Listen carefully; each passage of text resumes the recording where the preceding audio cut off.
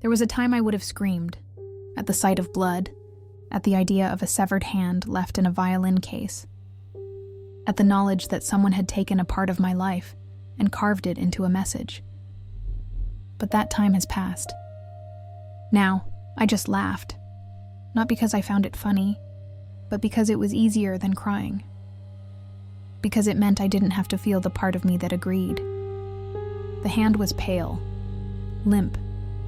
The ring on the finger was familiar, silver, simple, engraved on the inside.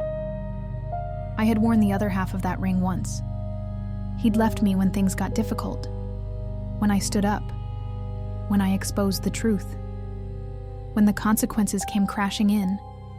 He told me I was too loud, too dangerous, too hard to love. Now part of him sat in a velvet-lined violin case on my kitchen table. There was a message carved into the flesh. He's cutting away your past. Next, he'll preserve your future. I should have panicked. I should have run. But instead, I made tea, chose a white porcelain cup from the cabinet, and placed the case to the side like it was just another forgotten gift. Dr. Han's voice rang in my memory. This isn't love, Angel. It's dependency. It's trauma clinging to safety in its most violent disguise. But I wasn't listening anymore. Not to logic, not to warnings, not to the part of myself that still remembered what I used to stand for. Jay hadn't spoken to me since the ballroom, but he didn't need to. He spoke in silence, in gestures, in the absence of threat. And I found myself craving that silence.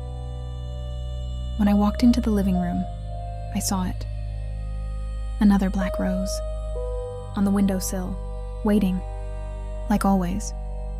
I picked it up, didn't flinch, didn't hesitate, just placed it in the vase with the others. The water was already waiting. I didn't wonder who he'd killed for it, or how long he'd stood in the shadows before leaving it behind. All I thought was, he still loves me. And somewhere inside me, a voice I used to trust whispered, so do you.